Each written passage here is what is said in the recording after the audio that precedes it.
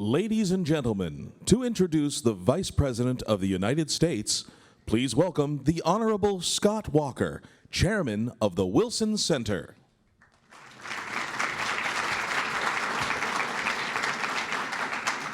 Good morning, and thanks, Jane, for your great leadership at the Wilson Center.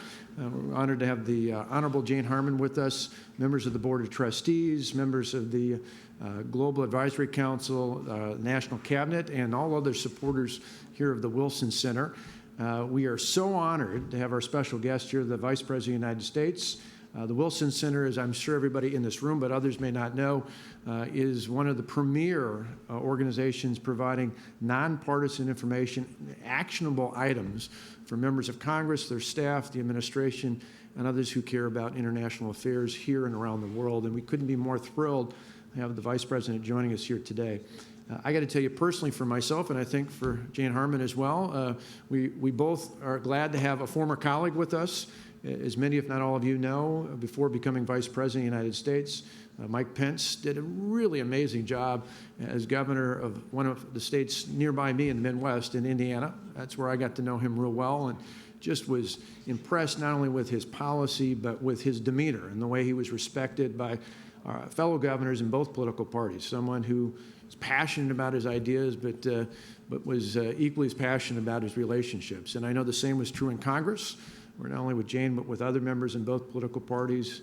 For a dozen years, he represented his district, his state, and his country well. I filled in a little bit of late since being governor on the radio, and so I got a kick out of the fact that even before he was in the Congress, he spent a little bit of time on the radio. He gave me some nice tips along the way about how to connect to the audience, and I know that's exactly what he's going to do today. So without further ado, I want to introduce my friend and the friend many here, and a friend to all of us across this great country, the Vice President of the United States, Mike Pence.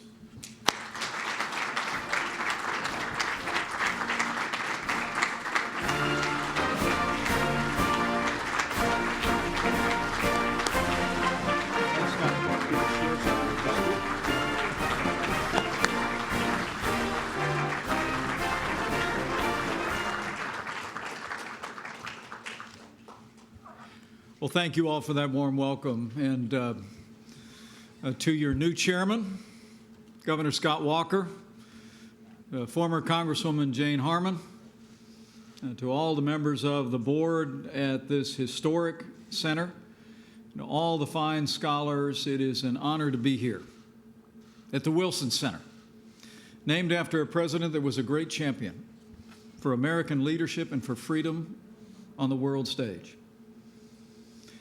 And in that same spirit, allow me to begin this morning by bringing greetings from another president who's a champion for freedom here at home and across the wider world.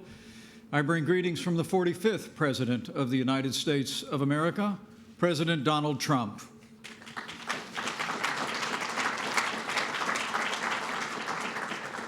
I come before you today at the end of a momentous week. In the wake of Turkish forces invading Syria, thanks to the strong economic and diplomatic action of the President of the United States, and thanks to the cooperation by our Turkish and Kurdish allies, Syrian Defense Forces were able to safely withdraw from the border area that's currently under Turkish military control. And yesterday, Turkey's Ministry of Defense confirmed a permanent ceasefire and a halt of all offensive military operations.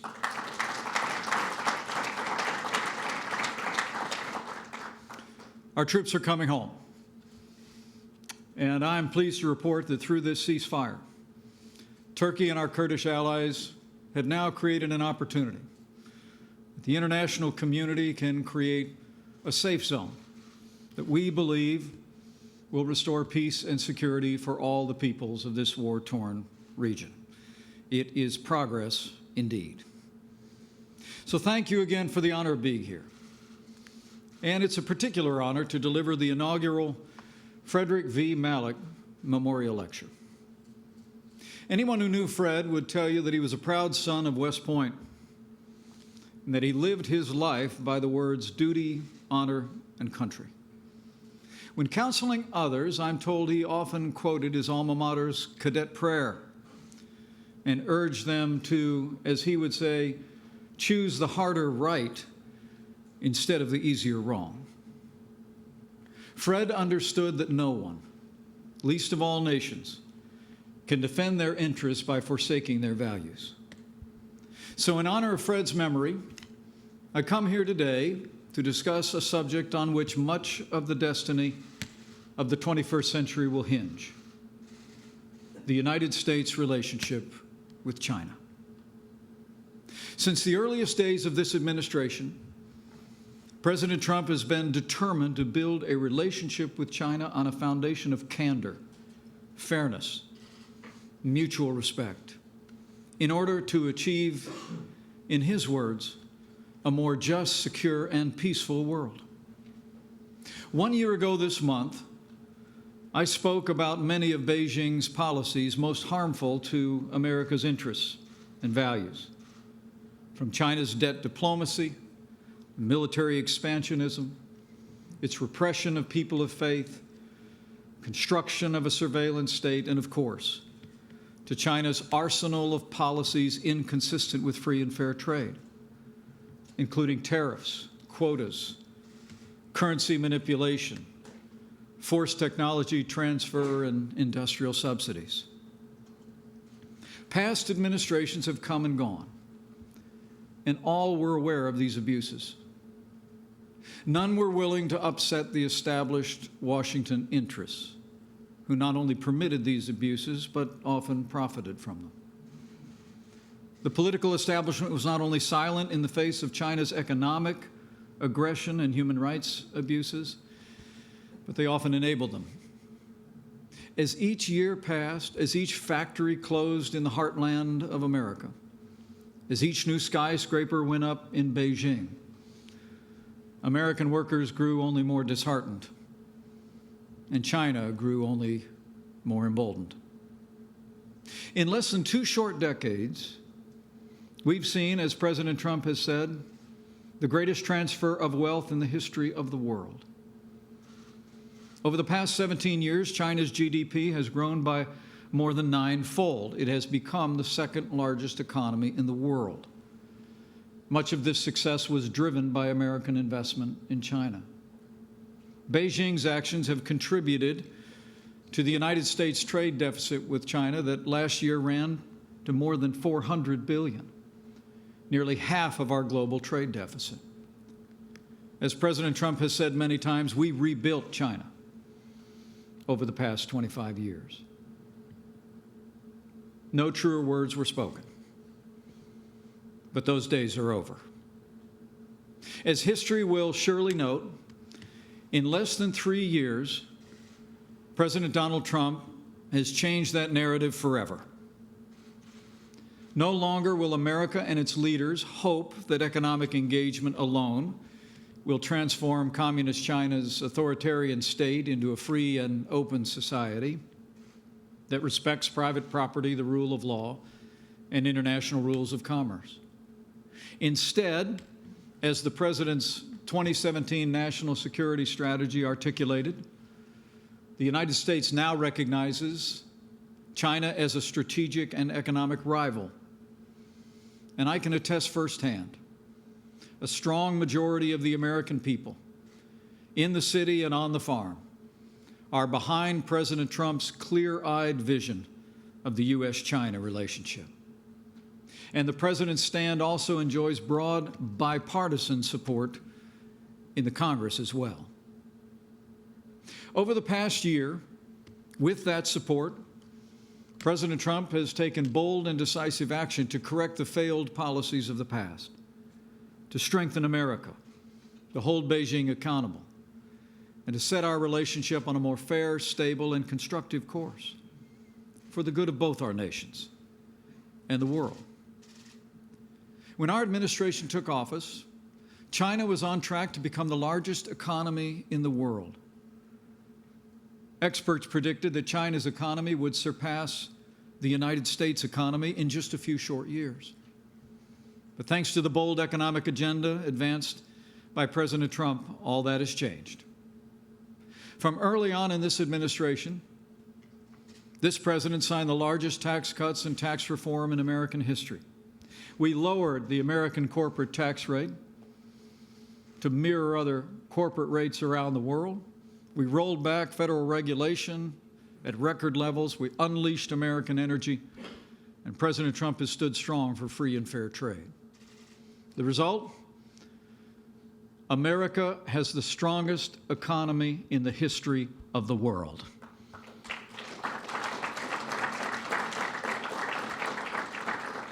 And the strongest economy in our own history. Unemployment today is at a 50-year low. There are more Americans working today than ever before. Median household income in the last 2.5 years has risen by more than $5,000. And that doesn't even account for the savings from the president's tax cuts or energy reforms for working families. Because of the president's policies, America has added trillions of dollars of wealth to our economy, while China's economy continues to fall behind. To level the playing field for the American worker against unethical trade practices, President Trump levied tariffs on $250 billion in Chinese goods in 2018. And earlier this year, the president announced we would place tariffs on another $300 billion of Chinese goods if significant issues in our trading relationship were not resolved by December of this year. To protect intellectual property rights and the privacy of our citizens and our national security, we've taken strong steps to curtail illegal behavior of Chinese companies like Huawei and ZTE. And we've urged our allies around the world to build secure 5G networks that don't give Beijing control of our most sensitive infrastructure and data as well.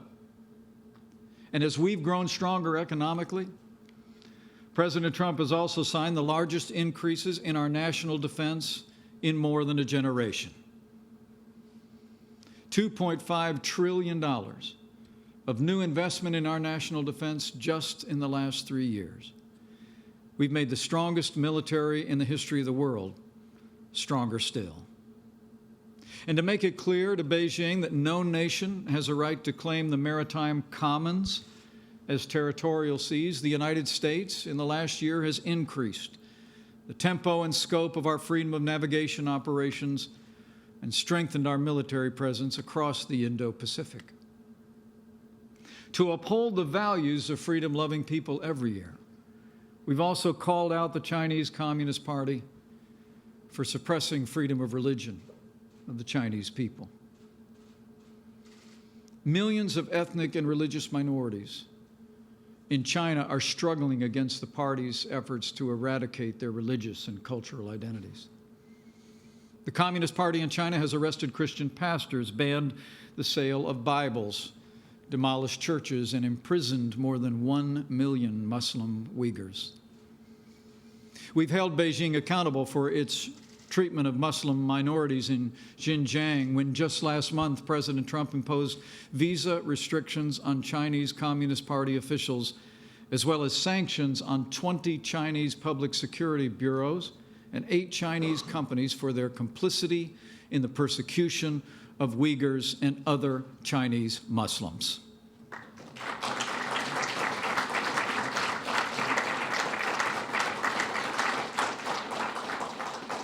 And we've stood by Taiwan in defense of her hard-won freedoms. Under this administration, we've authorized additional military sales and recognized Taiwan's place as one of the world's great trading economies and beacons of Chinese culture and democracy. And as millions have taken to the streets in peaceful protest, we've spoken out on behalf of the people of Hong Kong. And President Trump has made it clear from early on that there must be a peaceful resolution that respects the rights of the people of Hong Kong, as outlined in the 1984 Sino-British Joint Declaration. These are all historic actions. And no president before has so vigorously advanced America's interests in our relationship with China. In response to America's actions and resolve, some multinational corporations say our economic policies are too tough and that advancing our interests and our values runs contrary to better relations with China. Needless to say, we see it very differently. Despite the great power competition that is underway and America's growing strength, we want better for China. That's why, for the first time in decades, under President Donald Trump's leadership, the United States is treating China's leaders exactly how the leaders of any great world power should be treated. With respect, yes, but also with consistency and candor. And in that spirit of candor, I must tell you that in the years since my Hudson speech, Beijing has still not taken significant action to improve our economic relationship. And on many other issues we raised, Beijing's behavior has become even more aggressive and destabilizing. On the trade front this past May, after months of painstaking negotiations, resulted in mutual agreement on many key matters, at the last moment, China backed away. Backed away from a 150-page agreement, sending both sides back to square one. Now, President Trump still believes Beijing wants to make a deal. And we welcome the support for American agriculture in the new Phase 1 agreement and hope it can be signed soon at the APEC summit in Chile this week. But China knows there's a whole range of structural and significant issues between our two countries that also must be addressed. For instance, despite a 2015 promise in the Rose Garden by China's leader to cease and desist, China continues to aid and abet the theft of our intellectual property. Last July, the director of the FBI told Congress that of his agency's 1,000 active investigations into intellectual property theft, the majority involve China. American enterprises continue to lose hundreds of billions of dollars each year in intellectual property theft. Behind these statistics are not just businesses, but people, families, dreams threatened by the violation of their rights and the theft of their genius. Free enterprise depends on the ability of risk-taking citizens to pursue their ambitions and reap the rewards of their sacrifice.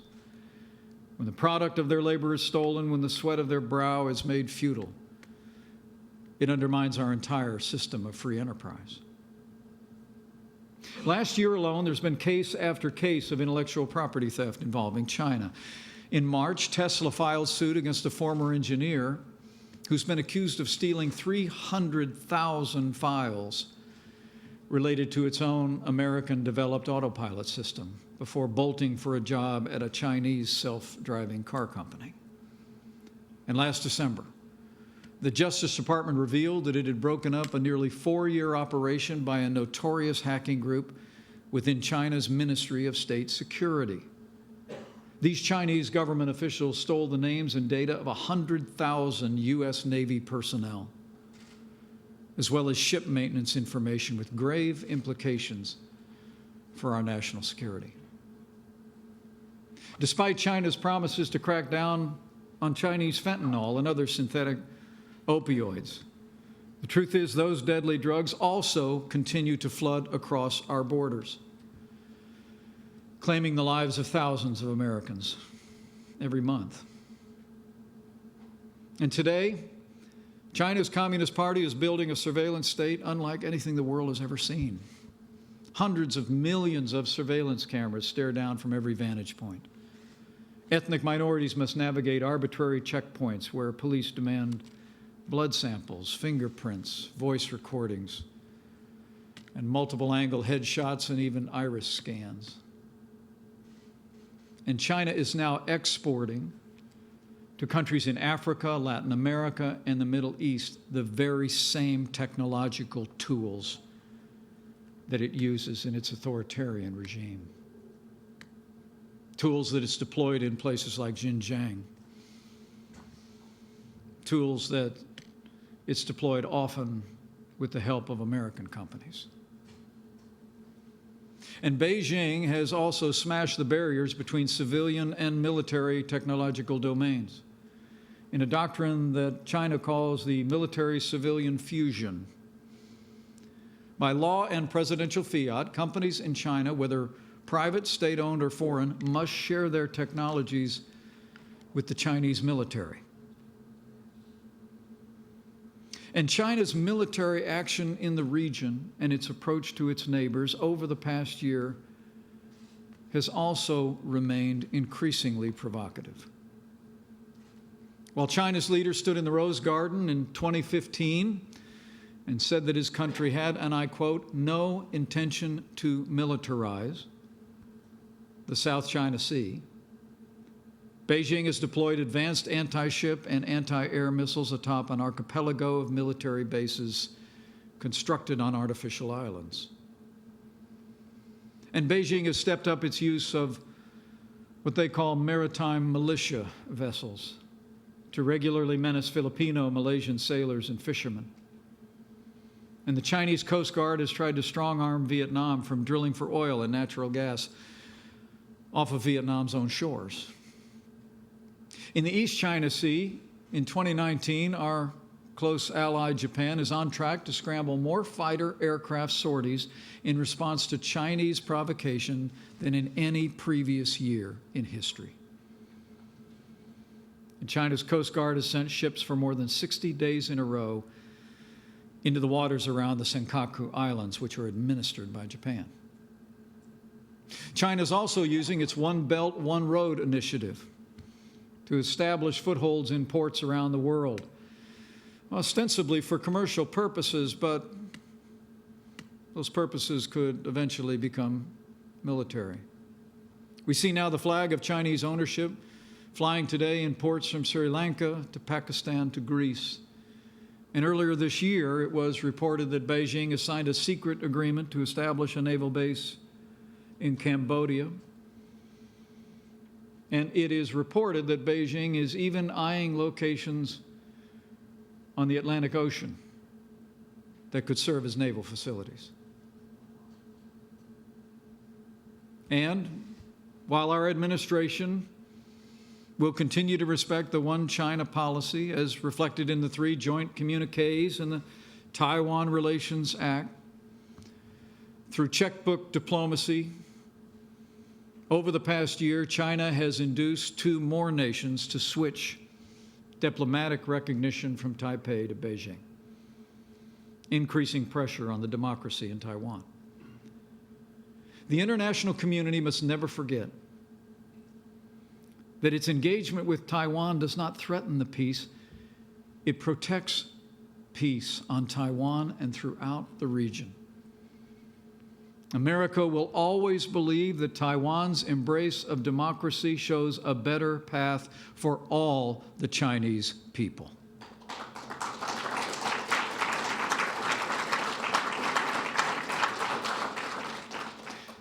But nothing in the past year has put on display the Chinese Communist Party's antipathy to liberty so much as the unrest in Hong Kong. Hong Kong has served as an important gateway between China and the wider world for 150 years. Hong Kong is one of the freest economies in the world, with strong, independent legal institutions and a lively free press, and it's home to hundreds of thousands of foreign residents. Hong Kong is a living example of what can happen when China embraces liberty. And yet, for the last few years, Beijing has increased its interventions in Hong Kong and engaged in actions to curtail the rights and liberties of its people.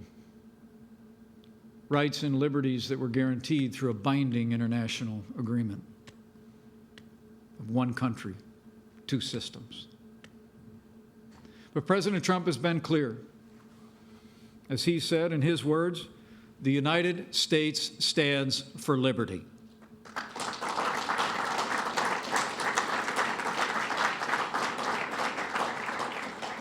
We respect the sovereignty of nations. But America also expects Beijing to honor its commitments. And President Trump has repeatedly made it clear that it would be much harder for us to make a trade deal if the authorities resort to the use of violence against protesters in Hong Kong.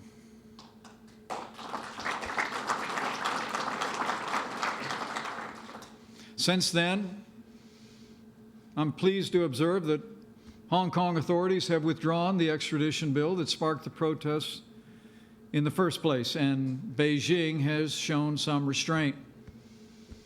In the days ahead, I can assure you, the United States will continue to urge China to show restraint, to honor its commitments, and respect the people of Hong Kong. To the millions in Hong Kong who have been peacefully demonstrating to protect your rights these past months, we stand with you.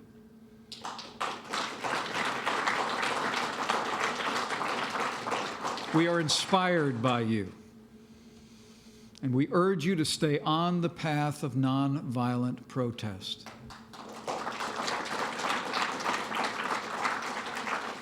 But know that you have the prayers and the admiration of millions of Americans.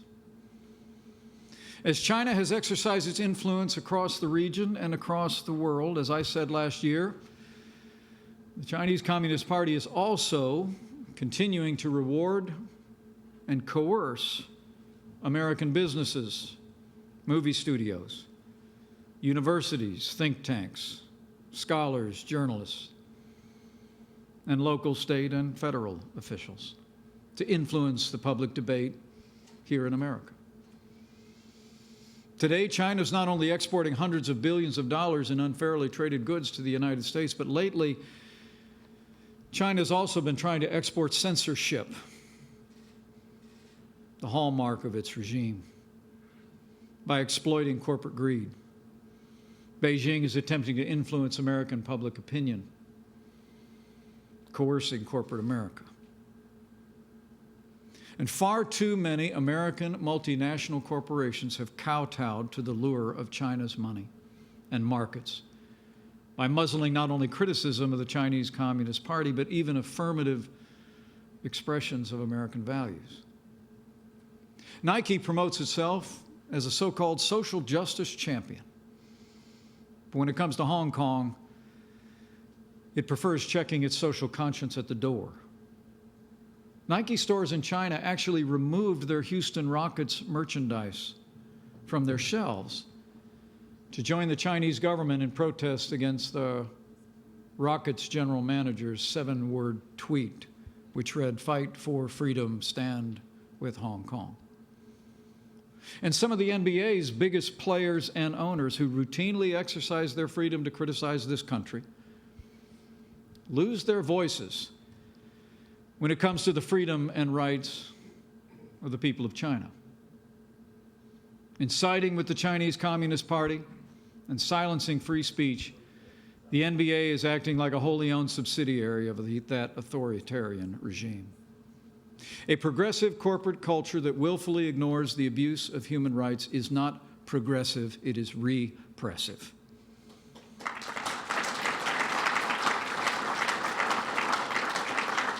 When American corporations, professional sports, pro athletes embrace censorship, it's not just wrong, it's un-American. American corporations should stand up for American values here at home and around the world.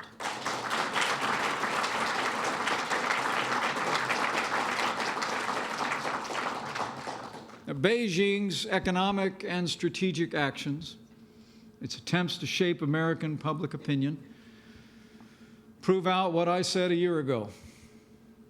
It's just as true today. China wants a different American president, which is the ultimate proof that President Trump's leadership is working. America's economy is growing stronger by the day, and China's economy is paying the price. The president's strategy is correct. He's fighting for the American people, for American jobs and American workers like no president has before. And I promise you, this administration will not stand down.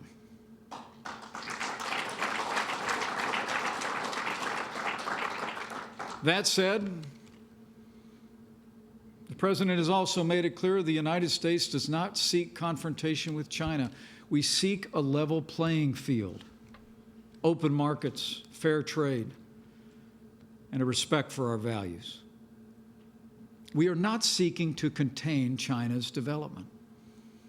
We want a constructive relationship with China's leaders, like we have enjoyed for generations with China's people.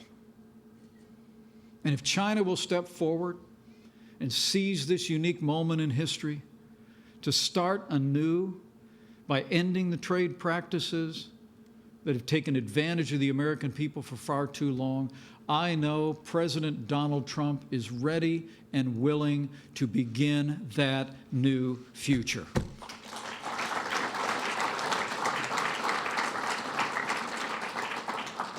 Just as America has done in the past. When Deng Xiaoping's reform and opening policy encouraged engagement and exchange with the outside world, the United States responded with open arms. We welcomed China's rise. We celebrated the remarkable accomplishment of 600 million people lifting themselves out of poverty. And America invested more than any other nation in China's economic resurgence. The American people want better for the people of China. But in pursuit of that end, we must take China as it is, not as we imagine or hope it might be someday. People sometimes ask whether the Trump administration seeks to decouple from China. The answer is a resounding no. The United States seeks engagement with China and China's engagement with the wider world, but engagement in a manner consistent with fairness, mutual respect, and the international rules of commerce. But so far, it appears the Chinese Communist Party continues to resist a true opening or a convergence with global norms. All that Beijing is doing today, from the party's great firewall in cyberspace or to that great wall of sand in the South China Sea, from their distrust of Hong Kong's autonomy or the repression of people of faith, all demonstrate that it's the Chinese Communist Party that has been decoupling from the wider world for decades. President Xi himself, I'm told, said in a once secret speech shortly after his rise as party general secretary that China must conscientiously prepare for all aspects of long-term cooperation and struggle between the two social systems. He also told his colleagues at that time not to underestimate the resilience of the West. And there was wisdom in those words. China should never underestimate the resilience of the freedom-loving people of America or the resolve of the President of the United States.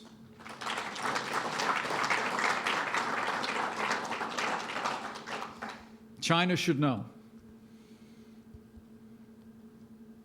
that the United States values run deep, that our commitment to these values remains as strong as it was for our founding fathers, and that there will never be a day when the bright light of democracy and freedom goes out in America.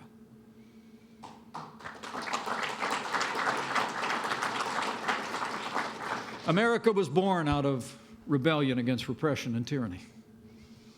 Our nation was founded, settled, and pioneered by men and women of extraordinary valor,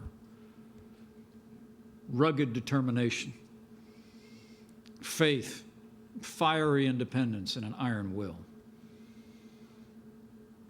And nothing's changed much in the centuries that have passed. Americans believe that all men and women are created equal, that we're endowed by our Creator with certain inalienable rights: life, liberty, and the pursuit of happiness. And nothing will change these beliefs.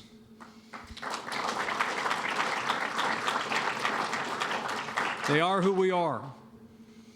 They are who we will always be. And we will continue to believe that the values of democracy, of individual liberty, freedom of religion and conscience, the rule of law, serve American and global interests because they are and will ever be the best form of government to unleash human aspirations and guide the relations between all the world's nations and peoples. Despite the many challenges we face in the United States-China relationship, I can assure you that under the leadership of President Donald Trump, the United States will not allow these challenges to foreclose practical cooperation with China. We will continue to negotiate in good faith with China to bring about long overdue structural reforms in our economic relationship. And as I heard again from him this morning, President Trump remains optimistic that an agreement can be reached. We'll continue to forge bonds between our two peoples through education, travel, and cultural exchange. China and the United States will also continue in a spirit of engagement to work together to secure the full, final, verifiable denuclearization of North Korea. And we will see greater cooperation on arms control and the enforcement of U.S. sanctions in the Persian Gulf. America will continue to seek a better relationship with China. And as we do so, we will speak plainly, because this is a relationship that both the United States and China have to get right. America will continue to seek a fundamental restructuring of our relationship with China. And under the leadership of President Donald Trump, America will stay the course. The American people and their elected officials in both parties will stay resolved. We will defend our interests, we will defend our values, and we will do so in a spirit of charity and goodwill for all.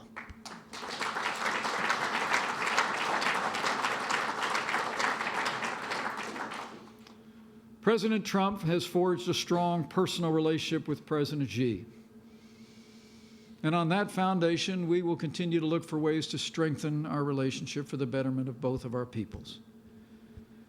And we fervently believe the United States and China can and must work to share a peaceful and prosperous future together. But only honest dialogue and good faith negotiations can make that future a reality. And so, as I closed my speech a year ago, so I close today. America is reaching out our hand to China. And we hope that soon Beijing will reach back, this time with deeds, not words, and with renewed respect for America. There's an ancient Chinese proverb that reads, "Men see only the present, but heaven sees the future." As we go forward, let us pursue a future of peace and prosperity with resolve and faith. Faith in President Trump's leadership and vision for our economy and our place in the world. Faith in the relationship that he's forged with President Xi of China, and in the enduring friendship between the American people and the Chinese people. And faith that heaven sees the future. And by God's grace, America and China will meet that future together. Thank you. God bless you, and God bless the United States of America.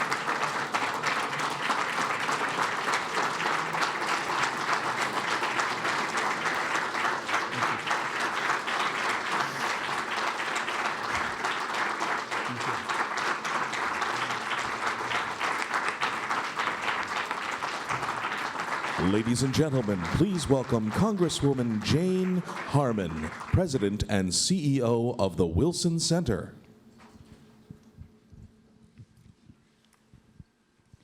Good afternoon, everyone, and thank you, Mr. Vice President, for appearing at the Wilson Center for the second time. And you referred to the Hudson speech you gave, and we were told you were going to give Hudson 2 at the Wilson Center.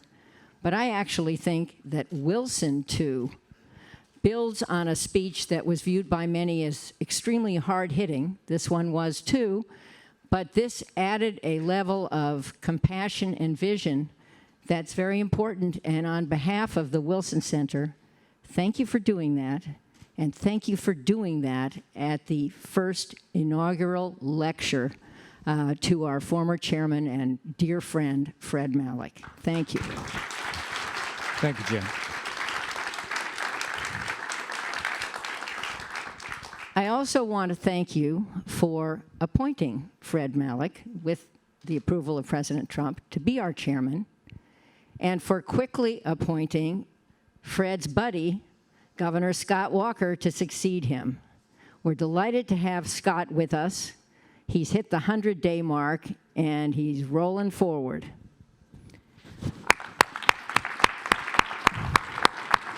And finally, I want to recognize the Malek family, which is here in force. Fred's wife of 57 years, Marlene, is here. We love you, Marlene. His children, Fred W. and Michelle, are here. And Fred's wife, Britlin, is here. So thank you for coming, and thank you for coming.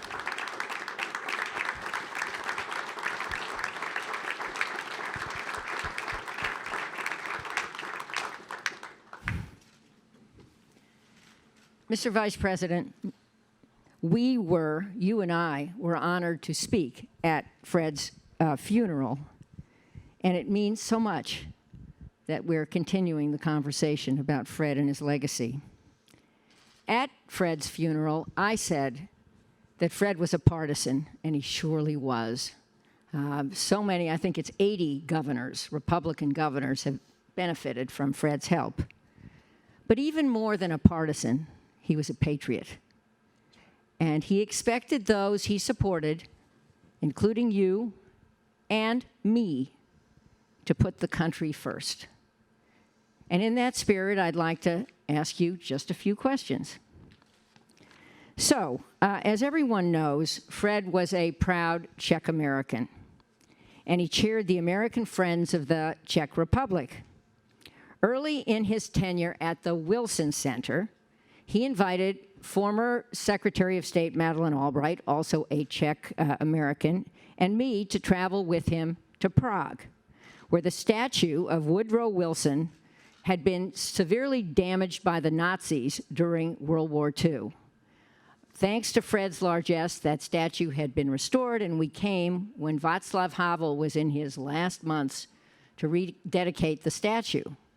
Of course, I quipped about the irony of Fred, a staunch Republican, flying 2 Democrats to Prague to restore the statue of a Democrat. But the real meaning was that Woodrow Wilson and his 14 points were a major factor in the independence of Czechoslovakia and inspired independence movements around the world. You just talked movingly about liberty and respect for liberty in China. There are countries around the world still struggling to establish liberty and religious freedom, as you know. The Rohingyas in Myanmar, Jews and Christians in the Middle East, Christians savagely attacked by Boko Haram in Africa and elsewhere. So I'd like to ask you about liberty around the world and how we can all live Woodrow Wilson's values to promote liberty. Well, Jane, thank you for that thoughtful question, and let me invite everyone here to express your appreciation for Jane Harman, the wonderful work she does. Thank you for your hospitality today. Thank you for your kind words. Let me focus on one particular initiative of our administration that I'm particularly proud of that you touched on in your question. President Trump has put the cause of religious liberty at the center of American foreign policy. We just hosted, with great work by Secretary of State Mike Pompeo, the second annual conference on religious liberty. More than 100 countries gathered at the State Department. We heard the examples that you cited. We heard from people that had survived, who had come out of religious repression, from victims of ISIS brutality, to the Rohingya, to displaced Christian communities across the wider world. And in fact, I'm also proud of the fact that President Trump, just a few short weeks ago at the United Nations General Assembly, became the first president in American history to speak at the United Nations in a conference on religious liberty.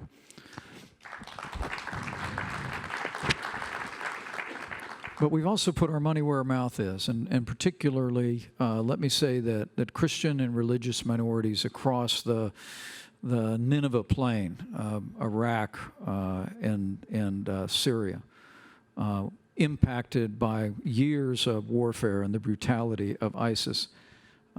It would be in our first year that the President and I were informed that American aid through the United Nations was simply not flowing to religious minorities across the wider Middle East. And the President made the decision to essentially redirect now more than $300 million in U.S. aid to NGOs working in the region who are rebuilding schools, who are rebuilding churches and community centers for displaced religious minorities and Christian communities. And we've also seen leaders, whether it be the leadership in the Kurdish region of Iraq, whether it be King Abdullah of Jordan, whether it be the Prime Minister of Iraq, all speaking out about the importance of religious plurality in that part of the world. And so just know that America will always stand for freedom on the world stage, but under President Donald Trump, we've been standing strong for our first freedom and doing everything that we can to promote the freedom of religion, the freedom of conscience across the wider world. Thank you for that. And let me just ask you two more questions. As we meet here, a ceremony is going on in the Capitol. The body of Elijah Cummings, our former colleague in Congress when we served together, is lying in state, and members of Congress, and I think maybe others, but at least members of Congress, are describing him as the North Star. He was an amazing member. And I remember vividly watching television during the contentious Kavanaugh hearings and seeing Elijah and our friend Mark Meadows, a co-founder of the Freedom Caucus, resolve what was an acrimonious conversation very peacefully. And both of them talked about the friendship they had forged in Congress. And I understand that Mark Meadows is speaking there. Actually, I just heard that as part of the ceremony today, and I salute him for doing that. My question is about friendships like that and the friendship we have, and the sad fact that more and more those friendships don't happen. Partisanship has just taken the place over, and bipartisanship becomes rarer and rarer. What can you do? What can I do? What can the Wilson Center do to promote bipartisanship and that rare thing that Fred valued most, putting the country first?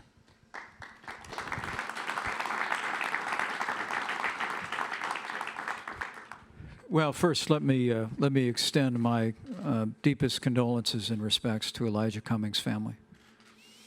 I don't think he and I agreed on very much in the 12 years we served together.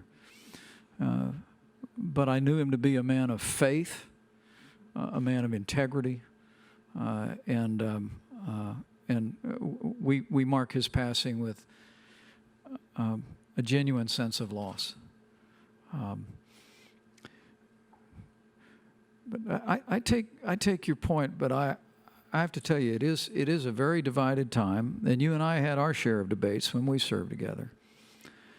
But I still. But they never compromised our friendship. Well, no, but I always. There's a lot of talk about division. I was just in Wisconsin yesterday, the home of Governor Scott Walker, and I said then, what I say often around the country, that there's so much focus these days, and particularly on television, on what divides us. It seems like I remember back when Crossfire was the only show on television where you always had to have someone on one side and someone on the other. Now you have to have lots of people on both sides on virtually every program, and that's fine. That's a good, vigorous public debate we celebrate in America. But I think as I travel around the country, I'll tell you, Jane, whatever's happening in Washington, D.C., I'm absolutely convinced that there will always be more that unites us in these United States of America than will ever divide us. And I see that everywhere I go, and it is a commitment to and a patriotic love for this country and everything that this country stands for. It's a love of family. It's a cherishing our faith, and I think that while we're going through a season of lots of change in Washington, D.C. and lots of debate, I think that foundation is all still there, and I know the best days for America are yet to come on that foundation. Well, I hope you're right. And I remember that Lee Hamilton, my predecessor at the Wilson Center, was a mentor to you when you were a young man. You said that last time when you spoke at the center. And I started out as a Democrat. Well, worse things have happened. And I also remember... I was the Youth Democrat Party coordinator Who knew? in Congressman Lee Hamilton's hometown. I also remember that when Dick Lugar, a great senator from your state, died, you were at his funeral. And great man. Many of us recall that Dick Lugar and Sam Nunn of different parties authored and passed something called Nunn-Lugar, which had to do with denuclearizing the nuclear arsenals in the Soviet republics, the former Soviet republics, something that's been very valuable in the world. And by the way, I applaud your comments on denuclearizing North Korea, something we all profoundly hope for. But let me ask you one last question, and that has to do with the economic effort that the president's making to change the economic relationship between China and the U.S. You said, and you're right, that he's the first person who has strongly pushed for addressing the tough issues, the ones about intellectual property theft and the ones about surveillance, et cetera. And I also thought you were right to scold corporate America a little bit for bending perhaps too much in order to have a trade relationship with China. So hopefully in the next week or so, phase one of that deal will be signed.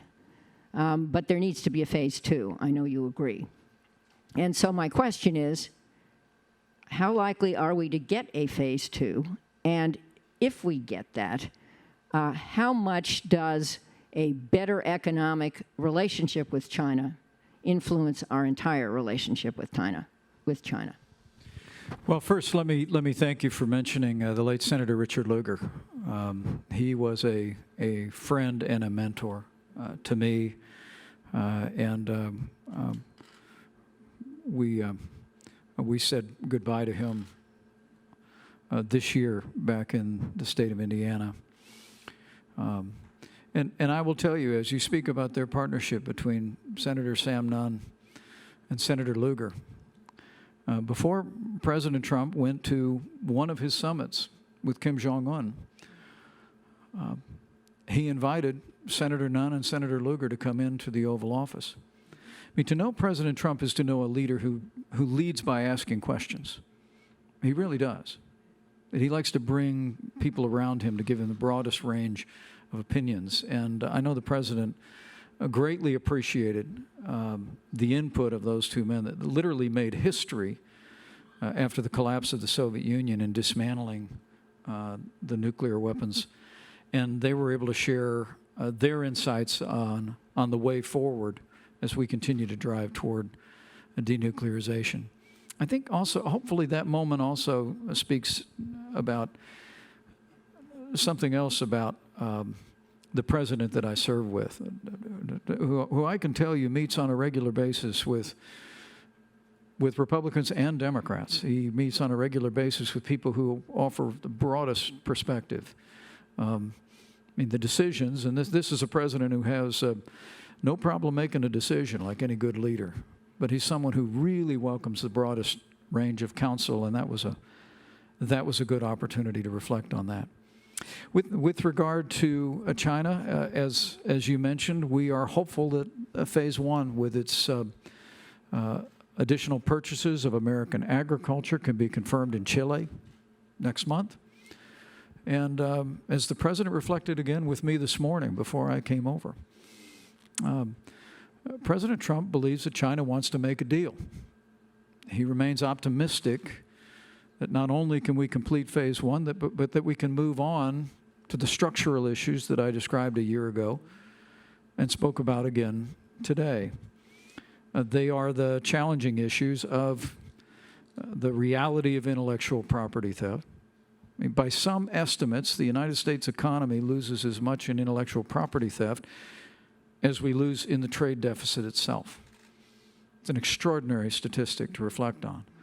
But forced technology transfers, industrial subsidies have really worked against the interest of the American economy, American businesses, and American workers. And the president's going to continue to stand strong on those issues.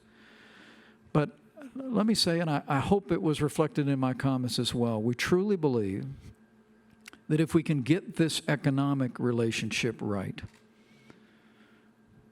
that it may well lay a foundation for also addressing these other issues that I was candid about a year ago, the president's been candid about, and I was candid about again today. But the president truly believes that the opportunity that we have to set this economic relationship right is where a new relationship between the United States and China can begin, not end.